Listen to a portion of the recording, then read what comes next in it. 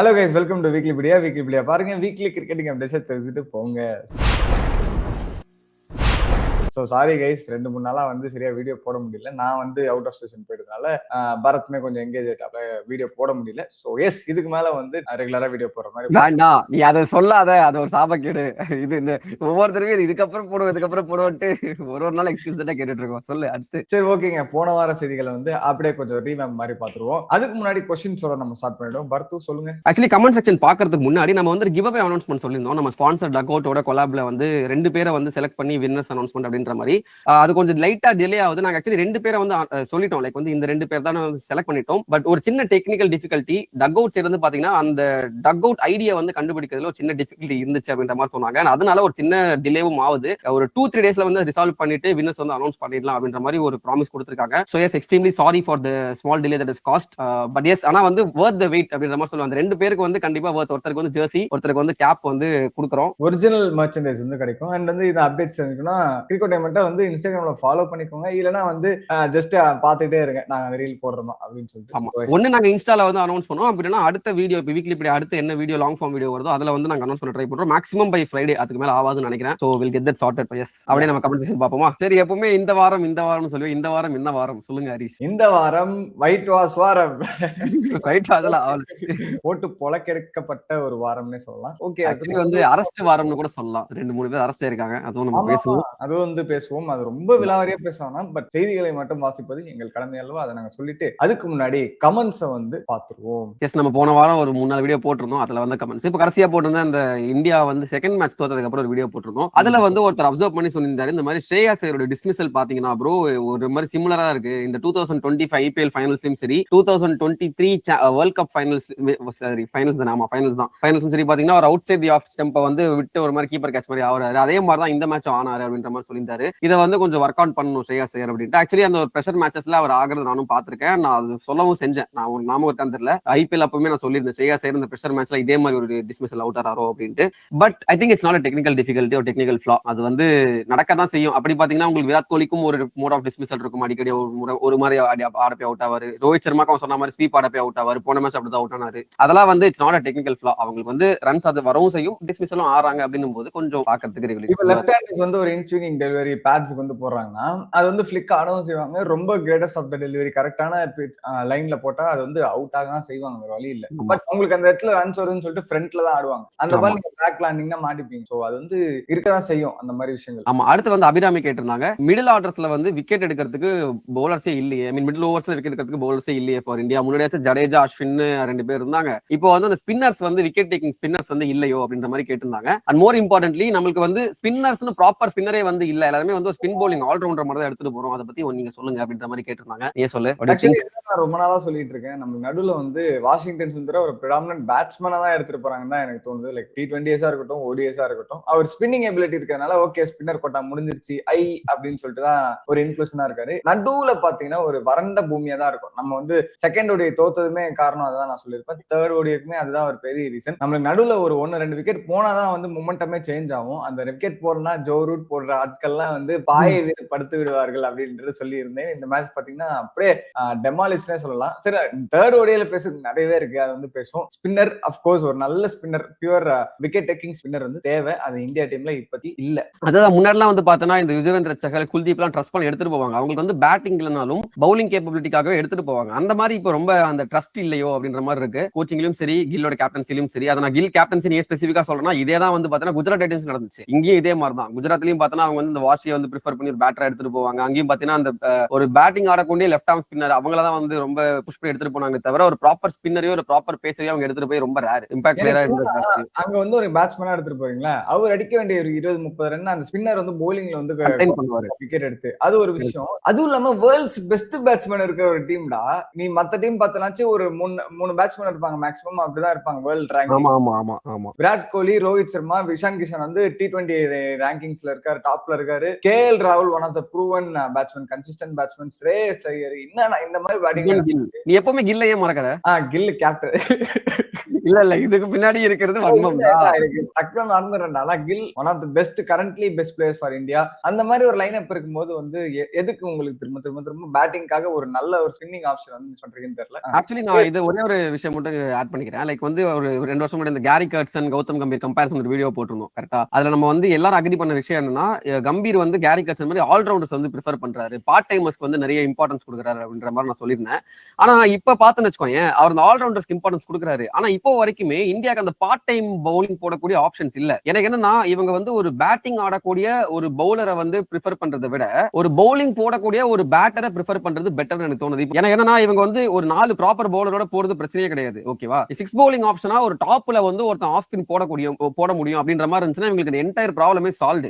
ஒரு ஆல்ரவுண்டர் எடுத்துட்டு போலாம். எப்பயும் போல அக்ஷரோ ஹர்திக்கோ ஆடதான் போறாங்க எப்படி டீம்ல. ஓகேவா, அது பிரச்சனை இல்ல. அந்த எண்ட்ல வந்து ஒரு 3 ப்ராப்பரா பவுலர்ஸ் எடுத்துட்டு போலாமே. பும்ரா ஒருத்தர், மேபி ஒரு குல்தீப் ஒருத்தர் எடுத்துட்டு போலாம். இன்னொரு பவுலரே ப்ராப்பரா எடுத்துட்டு போலாம். பிரின்ஸ் யாதவோ இல்ல வந்து யாரோ ஒரு நல்ல சீமர், சிராஜ்னா சிராஜ், புவினா புவி, யாரோ ஒரு சீமர் ப்ராப்பரா எடுத்துட்டு போலாம். பவுலர் இருக்கு ஆக்சுவலி. இப்போ லைனப்ல பாத்தீங்கன்னா ஹர்ஷ்தீப் சிங், பிரின்ஸ் யாதவ், பிரசித் கிருஷ்ணா வச்சிருக்காங்க. அந்த 3 பவுலர் வைக்கிறாங்க. பும்ரா மாறுறாரு, ஹர்ஷித் ராணா மாறுறாரு. ஓகே, அதை தாண்டி இன்னொரு பவுலர், ஒரு ப்ராப்பர் ஸ்பின்னர், அதான் 4 பவுலர் வேணும்ன்ற. 4 பவுலர்ஸ். அதுதான் சொல்ல வரான். லைக் பேசிக்கா என்னன்னா, அந்த கேரி கட்சன் அந்த விஷயத்தை சொன்னது என்னன்னா, முன்னாடில வந்து கேரி கட்சனால பேட்ஸ்மேன்ஸ் வந்து பவுலிங் போட்டு அது அடிஷனல் ஆப்பர்ச்சுனிட்டியா இருக்கும். இப்போ வந்து பேட்ஸ்மேன் பேட்டிங் ஆடுறான், பவுலிங் போடுறான் அப்படின்ற மாதிரி ஆயிடுது இந்த கம்பீரால. இதுதான் வந்து ஒரு ஃபிளாவா வந்து நாங்க பார்த்தது. அதான் சொல்லுவோம். ஆமா, அதான் அத பவுலிங் போட முடியும்ன்றதுக்காக பேட்டிங் வச்சிருக்காங்க அந்த மாதிரி. அந்த மாதிரிலாம் தப்பு. நோ கம்பி அப்படின்னு சொல்லிட்டு அடுத்த கமெண்ட். அப்ப கம்பீர்னு சொல்லும்போது இன்னொருத்தர் சொல்லியிருந்தாரு, நான் போன வீடியோல சொல்லியிருந்தேன், லைக் என்னதான் பைலேட்டரல் சீரிஸ் தோத்தாலும் நம்ம வந்து ஐசிசி டிராஃபி அடிச்சு கொடுக்குறோம்ல ப்ரோ அப்படின்ட்டு. அப்போ உடனே கேட்டிருந்தாரு, அப்படி டெஸ்ட் சீரிஸ் தோக்குறாங்கல்ல பைலேட்டரல் சீரிஸ், WTC பாயிண்ட்ஸ் அடி வாங்குதுல, அதுக்கு என்ன சொல்றீங்க அப்படின்ட்டு. இப்போ சொல்றேன், நீங்க ரெகுலரா நீங்க சேனல் ஃபாலோ பண்றீங்கன்னா நான் ஃபர்ஸ்ட் லைன் சொல்லிட்டு இருக்கிற பாயிண்ட் ஒன்னே ஒண்ணுதான். ODI limited format coach Gambhir வந்து எனக்கு தெரிஞ்சு பரவாயில்ல, நான் இருந்துட்டு போட்டு தான் சொல்லுவேன். டெஸ்ட் இல்ல வேண்டாம், இவ்வளவுதான் நான் சொல்றேன். நான் ஹரிஸ் அதை ஒத்துமா, ஹரிஸ் வந்து மொத்தமா தூக்கிருக்கணும். பட் வந்து டெஸ்ட் பொறுத்தவரையில கம்பீர் செட் ஆக மாட்டாரு. இது நான் வந்து ரொம்ப நாளா சொல்லிட்டு இருக்கேன். நான் அந்த கேரி கட்சன் வெளியிலும் அதான் சொல்லியிருந்தேன். டெஸ்ட்டுக்கு வேற கோச்சை போடுங்க, டியூவல் கோச் மாதிரி எடுத்துட்டு வாங்க, ஒரு விவிஎஸ் செலக்ஷன் மாதிரி ஆளை வந்து ப்ரிஃபர் பண்ணுங்க அப்படின்ற மாதிரி தான் என்னுடைய கருத்து. டெஸ்ட்ல கம்பீர் வேண்டாம். டெஸ்ட்ல நல்ல பேட்டரே கிடையாது அவரு. அது ஸ்டாண்ட் வந்து 2 பேருக்குமே வந்து ஃபர்ஸ்ட்ல இருந்து ஒண்ணுதான். டெஸ்ட் கம்பீர் தேவையே இல்லை அப்படின்ட்டு. என்னோட ஸ்டாண்ட் வந்து ODI T20 தேவையே இல்லை. Because of one negative aspect for Gambhir. என்னன்னா, பெரிய நெகட்டிவ் ஆஸ்பெக்ட் என்னன்னா, அவரு ஒரு 2 பிளேயர் மேல கண்ணு வச்சிட்டாருன்னா அந்த 2 பேர் எப்படியா ஆட வைப்பாரு. சீரியஸ் கண்ணு வச்சாண்டி. டிசர்விங் பிளேயர்ஸ் அந்த 2 பேருக்கு பதில் வந்து மிஸ் பண்ணிட்டுருவாரு. லைக் நிறைய எக்ஸாம்பிள்ஸ் இருக்கு. முகமது ஷமியா இருக்கட்டும், நடுவில் டெஸ்ட்ல டிராப் பண்ணோம். இப்போ முகமது சிராஜ் டிராப் பண்ணிருக்கோம், ஜடேஜா மிஸ் பண்ணிட்டோம். இப்போ புதுசா 2 சக்கீப் ஹுசேன் அந்த மாதிரி பவுலர் சேர்த்துருவாருன்னு பார்த்தா ஜிம்பாப்வே சீரிஸ்ல வந்து மயங்க் யாதவ் ஆட வைக்கிறது, அசோக் சர்மா ஆட வைக்கிறது, இந்த மாதிரி நீ சில பிளேயர்ஸ் பாக்குற. ஆயுஷ் பதோனிக்கு ஒரு சான்ஸ் கொடுத்தா ஆயுஷ் பதன் என்ன ப்ரூவ் பண்ணாருன்னு தெரியல. அவ்வளோ என்ன ப்ரூவ் பண்ணாருன்னு தெரியல இருக்கிற கம்பீட்டர்ஸோட. லைக் ரஜத் பட்டிடாரா இருக்கட்டும், அந்த மாதிரி அவர் ஒரு பிளேயர் கண்ணு வச்சிட்டாருன்னா அதை ப்ரியாரிட்டைஸ் பண்றாரு தவிர்த்து டிசர்விங் பிளேயர்ஸ்க்கு அவர் வந்து இது பண்றது இல்லை. இதுதான் வந்து பார்ஷியாலிட்டி. இது வரைக்கும் இந்த மைண்ட் செட் இருக்கிறவருக்கும் வந்து டீம் உறுப்பினர். ஓகே, ஆக்சுவலி வந்து இது கரெக்ட் தான், இந்த பாயிண்ட் கரெக்ட் தான். ஆனா இந்த பார்ஷியாலிட்டின்றது வந்து ஒரு கம்பீர் அளவுல மட்டும் இது வந்து இந்தியா டீமுக்கு ஒரு சாபக்கேடு. நீ வந்து எடுத்து பார்த்தனா தோனிராலையும் வந்து இருந்திருக்கு, சிஎஸ்கே இருந்திருக்காங்களே. இது வந்து பெரிய அதுதான் பிரச்சனை. அதுதான் இங்க பிரச்சனை. இங்க சக்சஸ் நம்ம சொல்றோம்ல, அங்க என்ன தெரியுமா, அங்க வந்து சக்சஸ்ன்றது வந்து நம்ம நிறைய மேட்சஸ் ஜெயிப்போம் எல்லாம் ஓகே தான், சரியா. அந்த மாதிரி மும்பை இந்தியன்ஸ் கோட்டான்னு ஒன்று இருந்துச்சு, அது எல்லாருக்கும் தெரியும். இப்ப என்ன தெரியுமா, சில கோச்சோ சில கேப்டன்ஸோ ஒரு 2-3 பேரை வந்து நம்பிடுவாங்க. ஓகே, அவங்க வந்து ரொம்ப நாளா பார்த்த ஒரு பிளேயர்ஸ் நல்லா வருவாண்டா அப்படின்னு வந்து பெட் கட்டி 2-3 மேட்ச் ஃபெயில் ஆனாலும் பரவாயில்ல நீ ஆடு அப்படின்னு சொல்லி சான்ஸ் கொடுப்பாங்க. அது வந்து வெளியிருந்து பார்க்கும்போது மீதி இருக்கிற காம்படிட்டர்ஸ் நிறைய பேர் இருக்காங்களே, அப்போ வந்து அது வந்து ஹார்ஸ் தானே நம்மளுக்கு தோணும். அது கரெக்ட் தான், அது ஹார்ஸ் தான். பட் அட் சேம் டைம் அந்த சான்சஸ் வந்து கொடுக்கறதும் அது சக்சஸ் ஆயிருக்கு இந்த பாஸ்ட் அப்படின்னும் போது. இப்ப ஹர்ஷித் ராணாவும் நம்ம கழுவி ஊத்தின காலங்களும் இருக்கு, ரொம்ப சப்போர்ட் பண்றாரு அப்படின்னு. பட் ஹர்ஷித் ராணா இப்ப உண்மையை சொல்லலாம் நல்லா தான் ஆடிட்டு இருக்காரு, நீயும் ஒத்துப்ப ஓரளவுக்கு வந்து ஓகே. அந்த பிளேயர் தேவை, பாராட்டிட்டேன். ஹர்ஷித் ராணா ஒரு நல்ல ஃபைண்டர்ன்றது நானே பாராட்டிட்டேன். அப்ப ஹர்ஷித் ராணாவை நம்ம சப்போர்ட் பண்ணி பேசும்போது மீதி இருக்கிற சில பவுலர்ஸ் எத்தனை ஃபிளாஸ் இருக்கு, எத்தனை ஒரு இரு நான் அகைன் இல்லன்னு சொல்லவே இல்லடா, இல்ல நான் மறுக்கவே இல்லை, இது இருக்கதான் செய்யுது. பட் அந்த பார்ஷியாலிட்டி ஒரு இந்தியாவோட சாபக்கேடுன்ற பொதுவாகவே அது நிறைய எல்லா இடத்துலயும் இருக்கு, வர வர எல்லா யாராலையும் வந்துட்டே இருக்கு, கம்பீராலையும் இருக்கு. எனக்கு என்னன்னா இந்த சூப்பர் ஸ்டார் கல்ச்சர் எல்லாம் ஒழிப்பேன் இதெல்லாம் அழிப்பேன் சொல்லி எடுத்துட்டு வந்தவனே திரும்ப அந்த மிஸ்டேக் பண்றதா எனக்கு காண்டு. அதுதான் நம்ம இங்க பேசிட்டு இருக்கோம். மத்தபடி ஓகே, அது ஏதோ ஒன்னு வேர்ல்ட் கப் அடிச்சு கொடுத்துட்டா எல்லாரும் வந்து மறந்துடும் அப்படின்னு சொல்லிட்டு கம்பீர் வேர்ல்டு கப் மட்டும் அடிச்சு கொடுத்து நம்பிக்கையே இல்ல சத்தியமா. அதான் நம்ம தேர்ட் பேசுவோம். நம்பிக்கை ஜெயிக்கிறாங்க ஜெயிக்கலன்ற தாண்டி மேனேஜ்மெண்ட் அவர் எடுக்கிற டிசிஷன்ஸ் எதுவுமே எனக்கு பிடிக்கவே இல்ல. லைக் வரும் தேர்ட் ஓடியை பத்தி நான் பேசுறேன் வாங்க. இன்னும் 2-3 கமெண்ட் இருக்கு, அது டக்கு டக்குன்னு முடிச்சு விட்டுரும். இந்த 100 அடிச்சா டிராப் பண்றவாங்கன்னு சொன்னல, அதே மாதிரிதான் ஜெய்ஸ்வால் வந்து 100 அடிச்சவன டிராப் பண்ணிட்டாங்க அப்படின்ற மாதிரி நான் சொல்லியிருந்தேன். அது யாரும் தப்பா புரிஞ்சுட்டான்னு தெரியல. என்னடா நீங்க தான் வந்து ஜெய்ஸ்வால் ஆல் ஃபார்மேட் பிளேயர்னு சொல்லி முட்டு குத்திட்டு இருந்தீங்க, இப்ப நீங்களே ஜெய்ஸ்வாலை கலாய்க்கிறீங்க அப்படின்னு ஒருத்தர் கமெண்ட் போட்டிருந்தாரு. நாங்க ஜெய்ஸ்வாலை நாங்க கலாய்க்கவே இல்ல. ஜெய்ஸ்வால் இப்போ சொல்ற உண்மையிலேயே வந்து டிசர்வ்ஸ் ஓப்பனிங் ஸ்பாட். ரோஹித் சர்மாக்கு அடுத்து ரோஹித் சர்மா ரிட்டையர் ஆயிட்டாருன்னா அந்த ஸ்லாட்டை வந்து ஜெய்ஸ்வால் தான் ஃபில் பண்ணணும். அதான் வந்து ஆக்சுவல் ஆக்சுவல் ரியாலிட்டி. நாங்க அது எதுவுமே சொல்ல, நாங்க வந்து இந்தியன் கிரிக்கெட் தான் கலாய்ச்சிருந்தோம். 100 அடிச்சா டிராப் பண்றவங்கடா ஜெய்ஸ்வால், 100 அடிக்காதடா புரிஞ்சுக்கடா அப்படின்ட்டு. அது இங்கிலாந்துக்கு ஆப்போசிட்டா கருணாயர் 300 அடிப்பார் டிராப் பண்ணிட்டாங்க. ரஹானே அவரோட மெயின் ரீப்ளேஸ்மெண்ட் அவர் தானே சொல்லிட்டு வந்துட்டாங்க, டிராப் பண்ணாங்க. அந்த மாதிரி சும்மா சர்காஸ்டிக்கா சஞ்சு சாம்சனும் தான் விடுங்க, அதான் சர்காஸ்டிக்கா மட்டும் விடுங்க. கடைசியா ஒரே ஒரு கமெண்ட், என்னடா பரத்து மூக்கு வந்து வீங்கி வச்சிருக்க, எலீட் குரூப்ல வந்து அடி வாங்கிருக்கியா பாரிசாலன் சொல்ற மாதிரி அப்படின்ட்டு வந்து ஒருத்தர் போட்டிருந்தாரு. ஆக்சுவலி கட்டி ஒன்று இருந்துச்சு. அது பிளஸ் வந்து நீ பேசுற பேச்சுக்கு எப்பயாவது அடி வாங்க தெரியும் பேசிட்டோம். வேற சேனல்லாம் போட்டு கழுவி ஊத்திட்டு இருக்காங்க. ஆமா, அதுவும் தெரியல ப்ரோ. நான் எதுவும் யாரும் முக்கும் போறது இல்ல, தும்முக்கும் போறது இல்ல. என்ன ஏமா விராட் கோலி ஃபேன்ஸ் வந்து செய்யறதுக்கான வாய்ப்பு இருக்கு. அதுவும் என்ன ஏன்டா அடிக்கணும், நியாயப்படி பார்த்தா ஒன்ன தானே அடிக்கணும். அதுவும் நான் வந்து நல்ல பாராட்டியும் பேசியிருக்கோம். அதுவும் வாய்ப்புகள் கம்மி தான். சரி, என்ன சும்மா ஒரு இதுடா, இந்த சம்மர் காலத்துல ஆசையா இருந்துச்சு மாம்பழம் கொஞ்சம் எக்ஸ்ட்ராவா சாப்பிட்டு, அதனால ஒரு ஹீட் பாயிலிங் வந்துச்சு. அது மூக்குல கரெக்டா இங்க மோய்சஸ் இன்ட்ரிக்ஸ் மாதிரி முளைச்சிக்கிச்சு. மோய்சஸ் இன்ட்ரிக்ஸ் சொல்லும்போது அவர் வேற ரிட்டையர்மெண்ட் அனௌன்ஸ் பண்ணிட்டாரு. கரெக்டா நாங்க வீடியோ ரிலீஸ் பண்றோம், மோய்சஸ் இன்ட்ரிக்ஸ் சொல்லியிருந்தோம். அன்னைக்கு தான் மோய்சஸ் இன்ட்ரிக்ஸ் வந்து ரிட்டையர்மெண்ட் அனௌன்ஸ் பண்ணாரு. But okay, let's get into the content guys. Weeklypedia finally after long time நம்ம வந்து கண்டென்ட்குள்ள போறோம். சொல்லுங்கப்பா, தேர்ட் ஓடி பெருசாலாம் பேச வேணாம், எல்லாருக்கும் என்ன நடந்துச்சுன்னு தெரியும். ஒபினியன்ஸ் அண்ட் இதை மட்டும் ஷேர் பண்ணிட்டு டக்குன்னு அடுத்த கண்டென்ட்க்கு போயிடலாம். Come on Harish, start. பெரிய ஒரு சேஞ்ச் நடந்துச்சு. பும்ரா வந்து இன்ஜுரி ஆனதுனால ரெஸ்ட் ஆகப்பட்டார். அதனால Harshdeep Singh comes into the squad. நம்மளுக்கு வந்து பெரிய ஒரு தூணா இருந்த அந்த பவுலிங் அட்டாக்ல 2 ஓடிஎஸ்மே செகண்ட் ஓடி தோத்தாலுமே வந்து பவுலிங் நல்லா ஸ்டார்ட் பண்ணி அது நடுவில் விக்கெட் எடுக்கிறதா இருக்கட்டும், அவர் நல்லா போட்டு இன்னொரு ஆப்போசிட்ல வர பவுலருக்கு வந்து அசிஸ்ட் பண்ணி விக்கெட் எடுத்து ஆப்பர்ச்சுனிட்டி உண்டாக்குறதா இருக்கட்டும், எல்லாமே பும்ரா ஆல் இன் ஒன்லாம் பண்ணிட்டு இருந்தார். டெத் பவுலிங் எஸ்பெஷலி இந்த மேட்சை கன்சிடர் பண்ணும்போது இருந்த ஒரு பும்ரா இன்ஜுரி ஆகி போயிருக்காரு அப்படின்றப்போ அவருக்கு ரீப்ளேஸ்மெண்ட் எனக்கு தெரிஞ்சு ஒரு senior bowler taking the responsibilities of Bumrah அந்த இடத்துல வந்திருக்கணும். அதுதான் வந்து நான் முன்னாடியே டிஸ்கஸ் பண்ணியிருந்தோம். இது மாதிரி ஒரு எக்ஸ்பீரியன்ஸ் பவுலர் வேணும். ஒன்னு புவனேஸ்வர் குமார், ஆர் முகமது ஷமி, ஆர் முகமது சிராஜ், இந்த மாதிரி நிறைய ஆப்ஷன்ஸ் நாங்க கொடுத்திருந்தோம். ஆனா இவங்க யாருமே எடுத்துட்டு போல ஸ்குவாட்ல. நாங்க கொடுத்தோமே ப்ரோ. டொமஸ்டிக்ல அதிகமா எக்ஸ்பீரியன்ஸ் இருக்கிற குர்னூர் பிரர், பிரஷித் கிருஷ்ணா, பிரின்ஸ் யாதவ், ஹர்ஷ்தீப் சிங் 4 இயர்ஸ் எக்ஸ்பீரியன்ஸ் பத்தாதா என்ன ப்ரோ? அப்படின்ட்டு T20 நம்ம பார்த்தோம். ஹர்ஷ்தீப் சிங் கிட்ட சொன்ன ஒரே விஷயம் தான், ஃப்ரண்ட் லைன் போனர் நான் தான் வந்து அந்த ஹீரோ ஆஃப் த மேட்சா இருக்கணும் அப்படின்னு வந்து ஹர்ஷ்தீப் சிங் இருக்க முடியாது. யாராவது ஒருத்தங்க வந்து அந்த மாதிரி சீனியர் பவுலர் இருக்கும்போது Harshdeep Singh performs very well. அது வந்து நோட் பண்ணி நாங்க சொல்லிருக்கோம். லீடிங் தி பேஸ் அட்டாக் வந்து ஹர்ஷ்தீப்பால பண்ண முடியாது அப்படினா T20ஸ்லயே அந்த 4 ஓவர்ல வந்து ஹர்ஷ்தீப் சிங்கால கடைசி ஓவர் எப்படியா அடி வாங்கிடுறாரு அப்படின்றப்போ அந்த ஒரு விஷயம் இருக்கிறப்போ, ஓடிஎஸ்ல எப்படி ஹர்ஷ்தீப் சிங், பிரசித் கிருஷ்ணா, குர்னூர் பிரர், அக்ஷர் பட்டேல், பிரின்ஸ் யாதவ் எல்லாமே ஒரு நல்ல ஒரு பவுலர்ஸ் இருக்காங்க. ஆனா வந்து அந்த இன்எக்ஸ்பீரியன்ஸ்ன்றது எவ்வளவு தெரியுது பாரு. ஒரு சீனியர் பவுலர் அங்க இல்லாம எவ்வளவு ஒரு அடி வாங்க முடியும், தரமற்ற டெத் பவுலிங் போட்டு தாறுமாறா கிழிக்க முடியும் அப்படின்றது இந்த ஒரு மேட்ச்ல ஆப்வியஸா தெரியுது. ஒரு புவர் பவுலிங் மேனேஜ்மெண்ட், ஒரு புவர் பிளேயர் செலக்ஷன், ஒரு ஸ்குவாட் கேவலமா எடுத்துட்டு போயிட்டு ஆட வைக்க பிளேயர் இல்லாம இந்த மாதிரி ஒரு அமெச்சூரான ஒரு பவுலிங் எடுத்துட்டு போயிட்டு இந்த மாதிரி ஒரு ரன் கொடுத்துட்டு வந்திருக்காங்க. என்ன நினைக்கிறீங்க? இல்ல இதுல வந்து டெத் பவுலிங்ல டெத் மட்டும் தான் இருக்கு, பவுலிங்க காணோமே அப்படின்ற மாதிரி செம்மாட்டி வச்சாங்க. அதாவது 45 ஓவருக்கு நம்ம வந்து பேட்டிங் விளையாடும் போது 10 ரன் அகைடா இருந்தோமா இங்கிலாந்தோட ஸ்கோர். ஆமா, இந்த நிலைமையில வந்து 27 ரன்ல தோத்துருக்கோம் அப்படின்னா இங்கிலாந்து எவ்வளவு அடிச்சிருக்காங்க பாருங்க. கடைசி 5 ஓவர்ல 82 ரன்ஸ் அடிச்சிருக்காங்க. கடைசி 5 ஓவர்ல பட்லர் ஒருத்தனே பார்த்தா 13 பால் 42 ரன் வந்து அடிச்சிருந்தான். Okay, speaking about that bowlers, இன்னொரு விஷயமும் நான் வந்து பார்த்தேன்.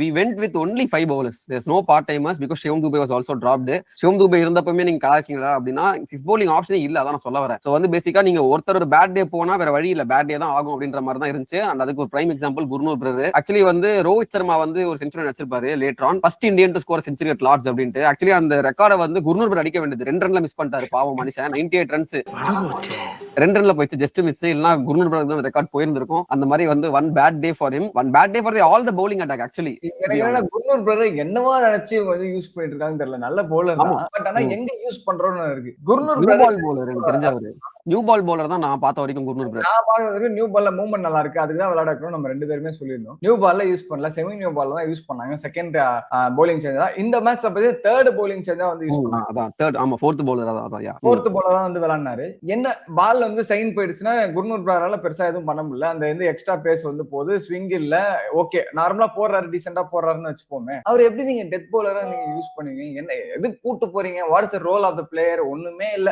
பவுலர் இருக்கானா குடு, டெத் போலிங் கொடு, நியூ பால்ல கொடு. New ball okay, Harshdeep Singh and Prasidh Krishna போட்டாங்க, அது ஃபைன். பும்ரா இல்லாதனால அப்படியே அந்த ரோல் வந்து ஹர்ஷதீப் சிங் எடுத்துட்டாருன்னு வச்சுக்கோங்க. பும்ரா ரீப்ளேஸ் பண்ற அளவுக்கு கேலிபர் வந்து ஹர்ஷதீப் சிங் கிட்ட இருக்கா? அந்த மேட்சை எடுத்துட்டு போற அளவுக்கு அங்கதானே ஒரு சீனியர் பவுலர் தேவை. அதுதான் அங்க பிரச்சனை. இதான் நம்ம T20லயுமே சொல்லியிருந்தோம். இப்போ ஓடியில அது கண்டினியூ ஆகுது. Any team you need a senior bowler, front line bowler to lead the attack, pace attack of bowling attack in general. அது வந்து இங்க மிஸ் ஆகுது. மேபி குல்தீப் யாதவ் இருந்தா கூட மேபி அந்த இடத்துல ஒரு யூஸ் ஆயிருந்திருப்பாரு. Because he is also very much experience. அதுமே இல்ல அப்படின்னும் போது ஒரு பேஸ் அட்டாக்கும் சரி, ஸ்பின் அட்டாக்கும் சரி, ரெண்டுமே வந்து ஒரு மாதிரி தப்புடியா வந்து உடஞ்சது. And we saw it 387 in Lords, highest ever listed score in Lords. I'm not even kidding. நான் வந்து ப்ரிவியூல சொல்லியிருந்தேன் ஒரு 280 300 அடிச்சா சேஸ் பண்ணக்கூடிய கிரவுண்ட் தான் லார்ட்ஸ் அப்படின்ட்டு. அண்ட் என்னதான் வந்து கடைசி 5 மேட்ச் லார்ட்ஸ் வந்து இன்டர்நேஷனல் ஸ்கோர் கூட கிடையாது, லிஸ்டே ஸ்கோர்.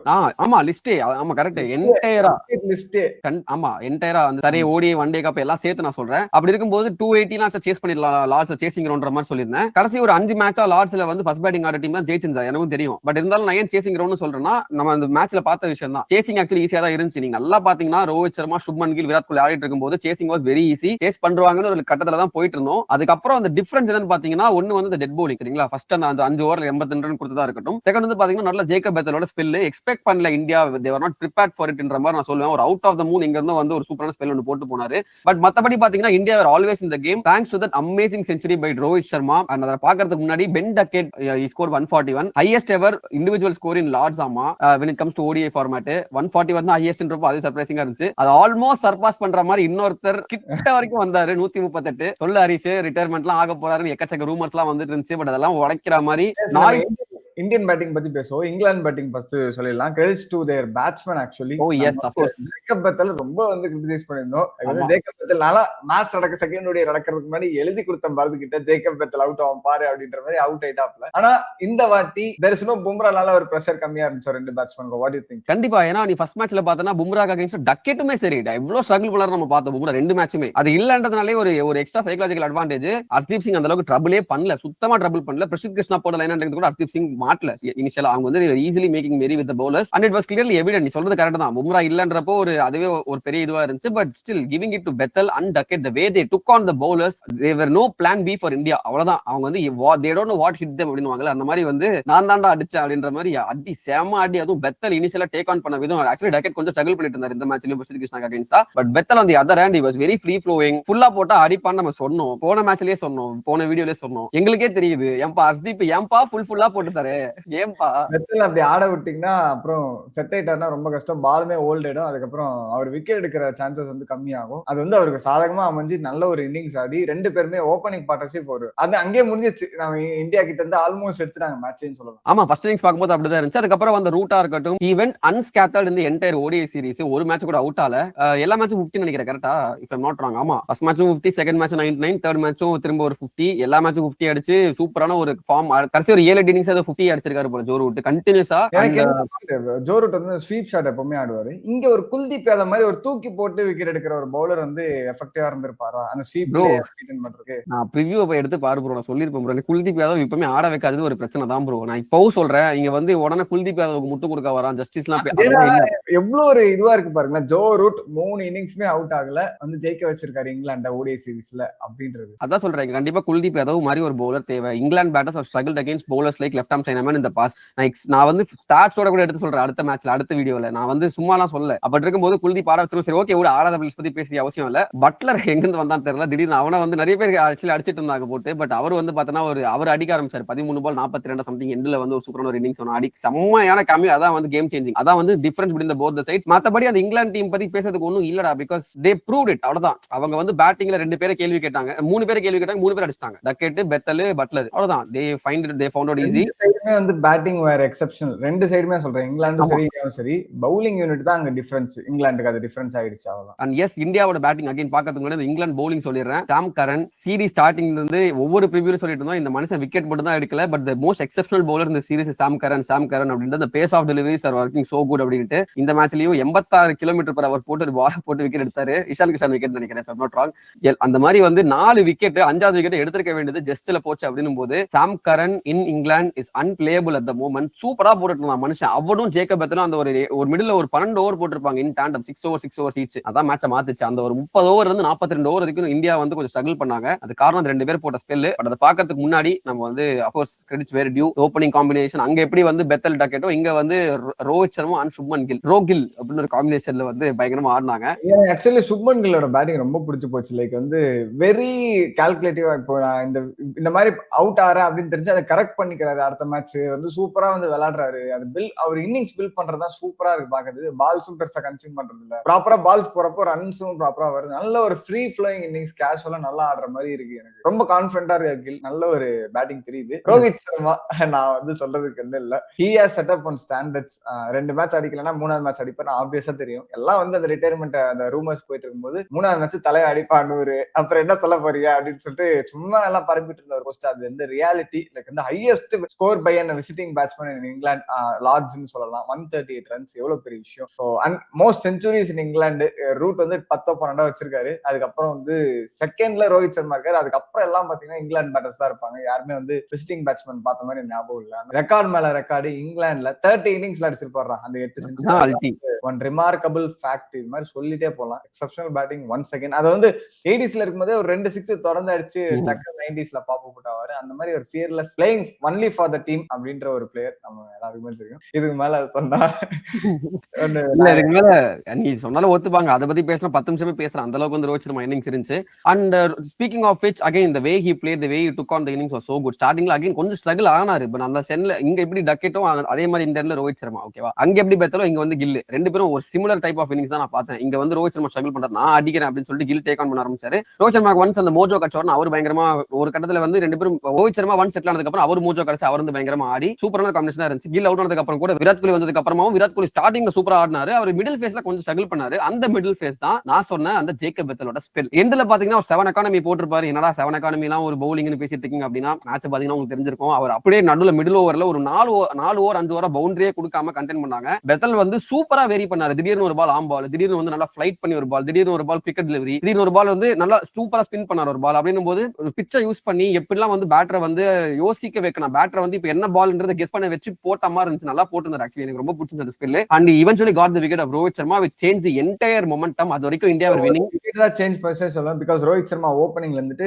கில் கூட ஒரு 100 செஞ்ச பார்ட்னர்ஷிப், விராட் கோலி கூட 100 பார்ட்னர்ஷிப் வச்சிருந்தாரு. ஆமா, அந்த ஒரு விக்கெட் போனதுக்கு அப்புறம் பார்த்தனா இந்தியா அப்படியே வந்து சரிஞ்சிட்டாங்க. Not a pitch for new batters to come அப்படின்ற மாதிரி சொல்லுவாங்க. Not an easy pitch for new batters அப்படின்ற மாதிரி சொல்லுவாங்க. அந்த மாதிரி தான் எவ்ரி பேட்டர் ஸ்ட்ரகிள்டு. அதுலயும் வந்து இவன் சும்மா போட்டு அடிக்கிறது கஷ்டம். ஒருத்தனடா வந்து 85ல போட்டுட்டு இருப்பான். அதெல்லாம் இப்படி ஆட முடியும், கஷ்டப்பட்டாங்க. பட் ஓகே, ஈவன் சொல்லா தோத்துட்டாங்க பை 27 ரன்ஸ். கடைசியில் ஹர்தீப் சிங்ல ஒரு 3 பவுண்டரி அடிச்சான். அது கூட சில பேர் அடிக்கலேன்ட்லாம் வந்து கமெண்ட் இது போட்டுட்டு இருந்தீங்க, மீன்ஸ் எல்லாம் போட்டீங்க பார்த்தேன்.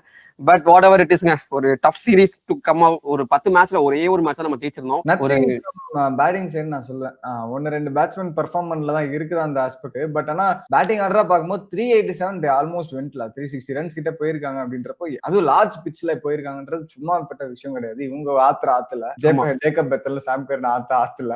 அதுதான் பேட்டிங் வைஸ் நான் குறை சொல்லவே மாட்டேன். பட் இந்த என்டையர் யூரோப்பியன் சீரிஸ் சொல்லும்போது 10 மேட்ச்ல ஒரு மேட்ச் ஜெயிச்சிருக்கோம். Bowling can be the only reason. பேட்டிங்கும் நிறைய ஃபிளாஸ் இருந்துச்சு across the series. Hopefully they will recover. Hopefully they will fix all the gaps. அவ்வளவுதான் நம்ம எக்ஸ்பெக்ட் பண்ண முடியும். We can just hope, we can just fingers crossed. Fix the single head coach, he will change all the things அப்படின்ற மாதிரி சொல்லிட்டு சரி ஓகேங்க. ஜிம்பாப்வேக்கு அகைன்ஸ்டா 3 match T20 series என்ன பண்ண போறாங்க? அது ஸ்டார்ட்ஸ் வெரி சூன் 2 மேட்சஸ்ல. ஐ திங்க் அந்த இதுக்கு லக்ஷ்மன் தான கோச், டிராவல் இவரு கம்பீர்ல நினைக்கிறேன். So let's see what they do. நினைக்கிறேன் அப்படிதான். ஆமா, லக்ஷ்மன் தான் கோச்ன்ற மாதிரி நான் கேள்விப்பட்டேன். So okay fine, let's get to the next news. 100 பேசிட்டு இருக்கோம். ஒரே மேட்ச்ல 200 அடிச்சாங்க ப்ரோ, 300 அடிச்சாங்க ப்ரோ அப்படின்ட்டு 100 சொல்லும்போது the 100 is going to startங்க. S, இன்னைக்கு இந்த வீடியோ நாங்க வந்து ரெக்கார்ட் பண்ணிட்டு இருக்கிறப்போ முடிஞ்சா இந்த வீடியோ எங்க ரிலீஸ் ஆகும் நம்புறேன். ஈவினிங் 7:30 மணிக்கு பாத்தீங்கன்னா உமன்ஸ் 100 ஸ்டார்ட் ஆகுது. அப்படியே அடுத்த மேட்ச் அதே வென்யூல கண்டினியூஸ் டு தி மென்ஸ் 100 எப்பயும் நடக்கிற மாதிரி தான், சேம் ஃபார்மேட்ல. ஃபர்ஸ்ட் மேட்ச் வந்து MI London versus Sunrisers Leeds. பாருங்களேன், முன்னாடி இந்த 2-3 டீம் இருந்தப்பே நம்ம கஷ்டப்பட்டு இருந்தோம். எம்ஐ எமிரேட்ஸா, எம்ஐ நியூயார்க்கா, என்னடா அது அப்படின்ட்டு. இப்போ வந்து திரும்ப அதுல ஒரு டீம் ஆட் ஆகுது, MI London Eastern Capes, Sunrisers Eastern கேப்ஸா. அதான் அந்த மாதிரி இப்போ வந்து சன்ரைசர்ஸ் லீட்ஸ். இந்த மாதிரி அகைன் நல்ல ஒரு 100 இருக்கும் தான் எனக்கு ஃபீல் ஃபீல் ஆகுது because teams are so good. நிறைய ஆக்சுவலி நியூ பிளேயர்ஸ்லாம் வந்திருக்காங்க. Interesting to see how it goes. கண்டிப்பா அது பத்தின ரெகுலர் அப்டேட்ஸ் வந்து நல்ல மேட்சா இருந்தா நாங்க எப்பயும் போல ரீல்ஸ் போடுறது நாங்க போட்டு தான் இருப்போம். அது நீங்க வந்து ரெகுலரா ஃபாலோ பண்ணுங்க. அதையும் தாண்டி ரொம்பவே சூப்பரா இருந்துச்சு, ரிவ்யூ கொடுக்குற அளவுக்கு ஒரு டபுள் ஹெட்டர் நல்லா இருந்துச்சு அப்படின்னா ப்ராபப்லி நாங்க ரிவ்யூ யோசிக்கலாம், நம்ம வந்து கன்சிடர் பண்ணலாம். நீங்க வேணும்னா கமெண்ட்ஸ்ல போடுங்க. Try our level best to deliver it. அது ஆக்சுவலி நீங்க கேட்டாலும் வந்து சர்க்கம்ஸ்டான்சஸ் பொறுத்து தான் அந்த வந்து வீடியோ வரும். ஸோ வந்து ட்ரை பண்றோம், ட்ரை பண்றேன் மேடம், சரிங்களா? அதை அப்படியே சொல்லிட்டு அடுத்த நியூஸ் பார்ப்போம். ஹரிஷ், அடுத்து என்னப்பா, இந்தியா பார்த்தாச்சு, மேற்கிந்திய தீவுகளை அது வந்து ஒரு விசிட் பார்த்துருவோம். நியூசிலாந்து வந்து வெஸ்ட் இண்டீஸ்க்கு ஒரு டூர் போயிருந்தாங்க. அது வந்து ஆல்மோஸ்ட் முடிஞ்சிருச்சுன்னு சொல்லலாம். ஒரு மேட்ச் இருக்கு. Result is obviously in the favour of New Zealand side because 3-1 சொல்லிட்டு லீடிங்ல இருக்காங்க அந்த ஓடிஐ சீரிஸ். ஆமா, அதான் ஜெயிச்சிட்டாங்க சீரிஸ் அப்படின்னு சொல்லலாம். அண்ட் அதுல வந்து வெஸ்ட் இண்டீஸ் பத்தி நம்ம பார்க்கறதுக்கு முன்னாடி நியூசிலாந்து அந்த கடைசி மேட்ச் பத்தி சொல்லிடுறேன். 1 விக்கெட் மார்ஜின்ல தான் நியூசிலாந்து ஜெயிச்சிருப்பாங்க. அந்த மேட்ச் பார்க்கும்போது ஆக்சுவலி நைட் அப்படியே கண்டினியூஸா அந்த மேட்ச் பார்த்துட்டு இருந்தேன். வேர்ல்ட் கப் நடந்துட்டு இருந்துச்சு, அப்போ FIFA வேர்ல்ட் கப் வேற சைமல்டேனியஸா போயிட்டு இருந்துச்சு. அந்த சமயத்துல பார்க்கும்போது செம்மையா கொண்டு வந்தாங்க வெஸ்ட் இண்டீஸ். ரொம்ப கம்மியான ஒரு டோட்டல் 185 தான் டிஃபெண்ட் பண்ணோம். நியூசிலாந்து க்ரூசிங் அலாங், நல்ல வந்து ரெயின் பிரேக் வந்திருக்கும். ரெயின் பிரேக்கு அப்புறம் வந்து பார்த்தோம்னா குடகேஷ் மூட்டி உள்ள வந்து 4 விக்கெட் அடுத்தடுத்து எடுத்திருப்பாரு. கடைசி விக்கெட்டுக்கு 10 ரன் தேவை. மிச்சல் சாண்ட்னரும் இன்னொரு பேட்டர், ஐ திங்க் ஜேடன் டெனாக்ஸ் நினைக்கிறேன், தேவர் பேட்டிங். ஓகேவா, 3-2 வின் இருக்கும்போது சாண்டர் வந்து கொடி ஏத்துவாரு, மேல ஒரு ஷாட் வந்து போகும். எனக்கு வந்து லிட்டரலா அந்த பால் வந்து கேட்ச், நான் அவ்வளவுதான் அவுட்டே, வெஸ்ட் இண்டீஸ் ஜெயிச்சிட்டாங்கன்னு கத்திட்டு இருக்கும்போது ஒரு டோலு போல் இன்சிடென்ட், ஒட்டிப்பாங்க, பால விட்டாங்க, மேட்சை விட்டாங்க அப்படின்ற மாதிரி சொல்லுவேன். அண்ட் ஃபீல்டிங் ஒன்ஸ் அகைன் ஒரு 2-3 கேட்ச் வெஸ்ட் இண்டீஸ் விட்டாங்க இந்த மேட்ச்ல. அண்ட் வந்து இவென்ச்சுவலா தோத்துட்டாங்க. பேட்டிங் வரும்போது ஃபர்ஸ்ட் மேட்ச் வந்து வெஸ்ட் இண்டீஸ் ஒரு சூப்பரான ஒரு ரன் சேஸ் முடிச்சாங்கப்பா கயானால அப்படின்னு சொன்னதுக்கு அப்புறம் 3 மேட்ச் ஃபர்ஸ்ட் பேட்டிங் ஆடி 3 மேட்சுமே 50 ஓவர்ஸ் அவங்க கம்ப்ளீட் பண்ணல. 45 ஓவர்ஸ் கூட தாண்டல. 45 ஓவர்ஸ்க்கு முன்னாடி வந்து ஆல் அவுட் ஆயிடுறாங்க அப்படின்னும் போது வெஸ்ட் இண்டீஸோட பேட்டிங் ஒரு பெரிய கேள்விக்குறியா இருக்கு. ஒன்ஸ் அகைன் ஒரு மேட்ச் வச்சதுனால சில்லறைனா சதற விட்டோமா அப்படின்ற மாதிரி இப்ப கேள்வி கேட்க தோணுது. விட்டர் லாஸ் லெக் ஸ்பின்னர் சொல்லியிருந்தோம், ஃபர்ஸ்ட் மேட்ச் சூப்பரா போட்டார், செகண்ட் மேட்ச் அடி வாங்கினாரு, தேர்ட் மேட்ச் சூப்பரா போட்டார், திரும்ப ஃபோர்த் மேட்ச் அடி வாங்குறாரு. ரொம்ப இன்கன்சிஸ்டன்டா இருக்காரு அவரும். அப்படி இருக்கும்போது சின்ன பையன் தான், இல்லன்னா சொல்ல. பட் அகைன் திரும்ப அந்த சேம் கொஸ்டினுக்கு தான் போறோம். வெஸ்ட் இண்டீஸ் என்ன பண்ணி தான் அவங்க டெவலப் ஆக முடியும் அப்படின்ற மாதிரி தெரியல. அவங்க நிறைய ட்ரை பண்றாங்க, பட் ட்ரை பண்றாங்க, தேர் இஸ் a progress. தோத்துட்டாங்க இந்த ஓடிஐ சீரிஸ். சின்ன மிஸ்டேக்ஸ் இருக்கு. போன மேட்ச் விட்டதெல்லாம் ஃபீல்டிங்ல வந்து ப்ராப்பரா பண்ணிருந்தாலே புடிச்சிருக்கலாம் போல. ஒரு கேட்ச் புடிச்சிருந்தா கூட, அந்த லாஸ்ட் கேட்ச் இருந்தா கூட ஜெயிச்சிருப்பாங்க. But okay, whatever, New Zealand have done so good. Once again அந்த மிடில் ஓவர்ஸ்ல பாத்தீங்கன்னா அந்த மைக்கேல் பிரேஸ்வெல்லா இருக்கட்டும், டாம் லாத்தமா இருக்கட்டும், இந்த மேட்ச்ல வந்து மார்க் சாப்மேன் ஒவ்வொரு மேட்ச்ல ஒவ்வொருத்தங்க அடிக்கிறாங்க. அப்படி இருக்கும்போது அவங்களுக்கு அந்த லெஃப்ட் ஹேண்டர்ஸ் மிடில் ஆர்டர்ஸ்ல வந்து ப்ராப்பரா செட் ஆயிடுச்சு, சூப்பரா யூஸ் பண்ணிக்கிறாங்க. பட் இதே மாதிரி அவங்க எல்லா இடத்துலயும் போய் ஆட முடியுமா? Because too many of left handers coming இந்த middle order, flurry of left handers. ஒரே ஒரு டாப் ஆர்டர்ல வந்து பார்த்தோன்னா வில்லியங் மட்டும் தான் வந்து ரைட் ஹேண்டர், இது எல்லாருமே லெஃப்ட் ஹேண்டர் அப்படின்னும் போது அது எப்படி வந்து ஒர்க் அவுட் ஆகும் அப்படின்ற மாதிரி தெரியல. எஸ்பெஷலி இன் திஸ் ஃபார்மேட், இந்த ஃபார்மேட்ன்றது வந்து நீங்க லெஃப்ட் ஹேண்டர் காம்பினேஷன் வச்சா தான் அட்வான்டேஜ் நிறைய. Interesting to see what New Zealand will do going forward. But anyway, they're doing a great job. நல்லா இருக்கு.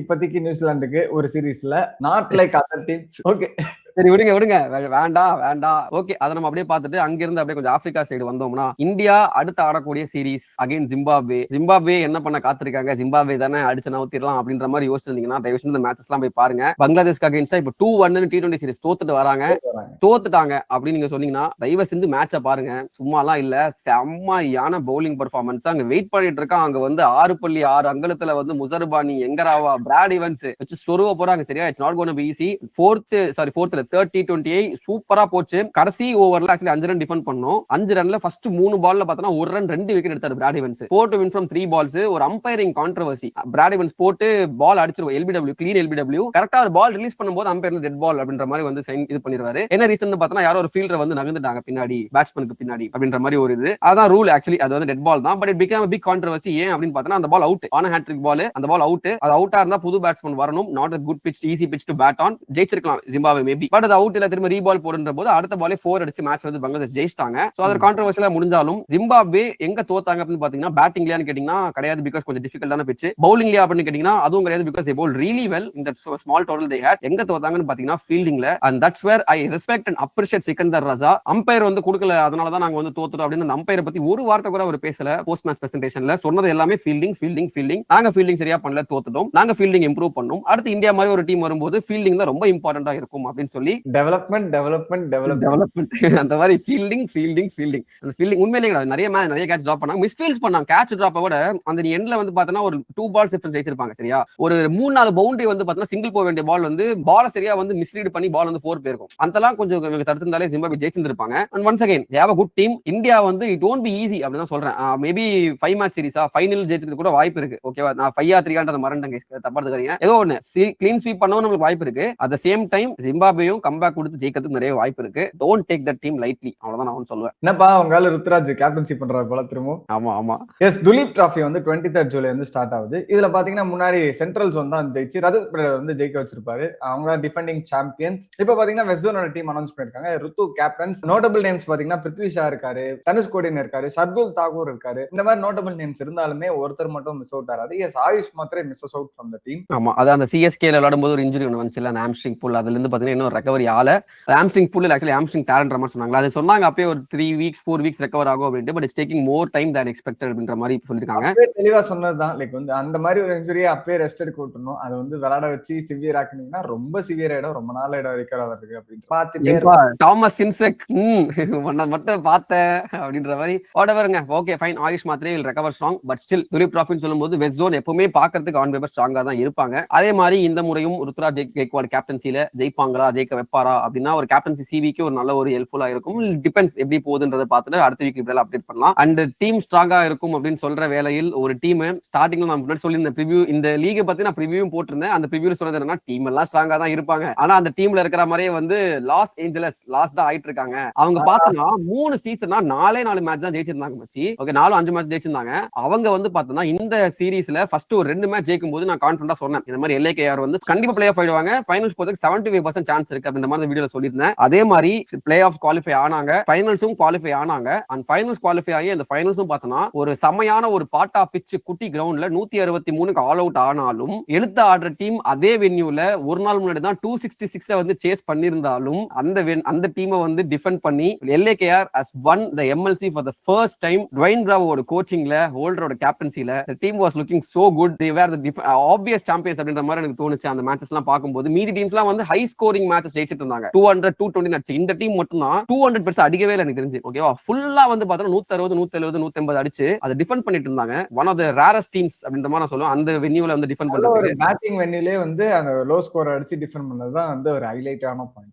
எஸ், அதை பார்க்கும்போது அதுக்கு ஒரு முக்கியமான அப்ரோச் ஒன்று இருந்துச்சு. அங்கதான் வந்து டுவைன் பிராவோடைய அந்த ஒரு கோச்சிங் பிரில்லியன்ஸை வந்து இங்க நான் வந்து சொல்லணும்னு நினைச்சேன். அது சொல்றதுக்கு முன்னாடி நீங்க வந்து T20 கிரிக்கெட்ல ஒரு பிரான்சைஸ் வாங்கணும்னு ஆசைப்பட்டீங்க அப்படின்னா நீங்க வாங்கிட்டு இந்த ஒரு பிளேயரை டீம்ல எடுத்து நீங்க ப்ரோமோட் பண்ணிட்டீங்கன்னா நீங்க ஜெயிச்சிருவீங்க அப்படின்ற மாதிரி ஒரு பிளேயர் ஒருத்தர் இருக்காரு. யாருன்னு பாத்தீங்கன்னா none other than Sunil Narine. 2024ல பேட்டிங்ல ப்ரமோஷன் கொடுத்தாங்க, கொல்கத்தா நைட் ரைடர்ஸ் கப் அடிக்க வச்சாங்க. இந்த முறை பார்த்தோம்னா 2026ல LAKRக்கு டுவைன் பிராவோ யூசுவலா வந்து என்ன பண்ணுவாங்க சுனில் நரைன் எப்பவுமே எல்லா டீம்ஸ் யூஸ் பண்ணுவாங்கன்னா பவர் பிளேல மிஞ்சி போனா ஒரு ஓவர் கண்டெயின் பண்றதுக்கு யூஸ் பண்ணுவாங்க. அப்புறம் மிடில் ஓவர்ஸ்ல 3 ஓவர் பவர் பிளே முடிஞ்சதுக்கு அப்புறம் this is how every team will use Sunil Narine. Dwayne Bravo அப்படியே ஆப்போசிட்டா மாத்தி யோசி அப்படின்ற மாதிரி ப்ரொமோஷன் கொடுத்து பவர் பிளேல நீ 3 ஓவர் போடு, first over, third over, fifth over நீ போடு அப்படின்னு சொல்லிட்டு கொடுத்தாரு. ஃபர்ஸ்ட் மேட்ச்ல இருந்து இட் வொர்க்ட் அவுட். காரணம் என்னன்னு பார்த்தோம்னா MLCல ஆடுற pitches it's eventually going to slow it down after 13 overs. 13வது ஓவருக்கு அப்புறம் நீங்க எவனை கொடுத்தாலும் அவன் விக்கெட் எடுக்க தான் போறான். Batters are going to struggle. அந்த இடத்துல சுனில் நரேன் வந்தாதான் கண்டெயின் பண்ணணும் அவசியம் இல்லை. அவன் பார்த்து ஆடிடுவான் சுனில் நரேன். எனக்கு அங்க முக்கியம் இல்லை, எனக்கு ஃபர்ஸ்ட் 13 ஓவர்ல அவன் பவர் பிளேல மேக்ஸிமைஸ் பண்றான் பாத்தியா, அதை நான் கம்மி பண்ணும் அப்படின்னு சொல்லிட்டு அங்க வந்து ஒரு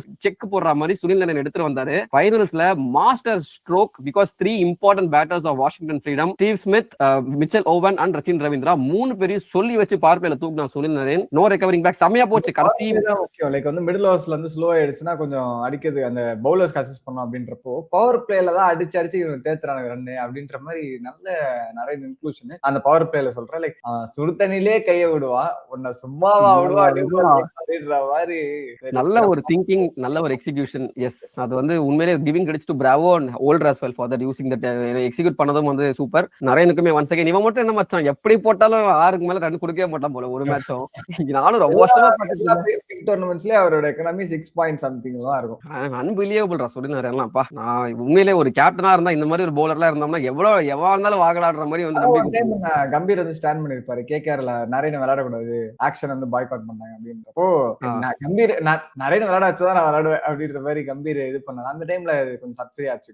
ஓகே ஃபைன், ஓகே மைண்ட் வேற போகுது. சரி ஓகே விடுங்க. பட் ஆல் தட் பீங் சரி LAKR ஜெயிச்சிட்டாங்க. அண்ட் இங்க எப்படி LAKR ஜெயிச்சாங்களோ அதே மாதிரி வைட்டாலிட்டி பிளாஸ்ட்லயுமே வந்து ஃபைனல்ஸ் நடந்து முடிஞ்சு. அண்ட் அதுல நார்த்தாம்ப்டன்ஷயர் தேர்ட் டைம் அவங்களுடைய வைட்டாலிட்டி பிளாஸ்ட் கப்பை வந்து அடிக்கிறாங்க under the captaincy of David Willey under the coach of Darren Lehmann. One of the most dominating performances. ஒரே ஒரு மேட்ச் தான் தோத்தாங்கன்னு நினைக்கிறேன் அந்த entire course of the series. 1-2 match தோத்துருப்பாங்க குரூப் ஸ்டேஜ்ல, மத்தபடி எல்லா மேட்சும் சூப்பரா டாமினேட் பண்ணி எடுத்துட்டு வந்தாங்க. அந்த ஈவென்ச்சுவல் சாம்பியன்ஸ் ஃபைனலிஸ்டான ஹாம்ப்ஷயரை வந்து போட்டு தள்ளிட்டு சூப்பரா ஜெயிச்சாங்க. ஆக்சுவலி இந்த ஃபைனல்ஸ்மே வந்து சூப்பரான ஒரு மேட்ச். நான் லைவா பார்த்துட்டு இருக்கும்போது எனக்கு உண்மையிலேயே வந்து ஒரு ரோலர் கோஸ்டர் ஆஃப் மேட்ச் மாதிரி இருந்துச்சு. திடீர்னு நார்த்தாம்ப்டன்ஷயர் செம்ம ஸ்டார்ட்டுக்கு அப்புறம் ஒரு டெத் 10th வந்து கொலாப்ஸ் ஆனாங்க. அப்படியே வந்து அவங்களும் ஆல் அவுட் ஆயிட்டாங்க. 167 ஏதோ அடிச்சு ஆல் அவுட் ஆனாங்க. அப்புறம் ஆம்ஸ்டர் பாத்தீங்கன்னா ஸ்டார்டிங்ல இருந்து கொலாப்ஸ் ஆகி ரன்ஸ் எல்லாம் வந்துட்டு இருந்துச்சு. ஒரு எண்ட்ல ஜோ வெதர்லி அடிச்சிட்டே இருந்தாரு. ஆனா வந்து விக்கெட் சுட்டுட்டே இருந்தாங்க. கடைசியில லியாம் டாசன் எங்க இருந்தோ வந்து தலையை வந்து ஒரு செம்ம கேமியோ ஆடிட்டு கடைசி ஒரு 20 பால்ல வந்து 30 ரன் தான் தேவை, இவங்க அடிச்சிருவாங்க நினைச்சிட்டு இருக்கும்போது ஒரு unfortunate run out by Liam Dawson. அவர் வந்து அவுட் ஆனதுக்கு அப்புறம் அப்படியே பேட்டிங் ஆர்டர் செஞ்சிருச்சு. கடைசியில வந்து சூப்பரா டிஃபெண்ட் பண்ணி ஜெயிச்சிட்டாங்க. நிறைய நோட்டபிள் நேம்ஸ் இருக்குங்க. ஆக்சுவலி இதை பத்தி பேசின தனியா ஒரு வீடியோ பேசலாம். Vitality plus I really enjoy the season, நல்லா இருந்துச்சு. அண்ட் இந்த பெர்ஃபார்மன்ஸ் பேஸ் பண்ணி 100லயும் அவங்க எல்லாம் ஆடுவாங்க. ஸோ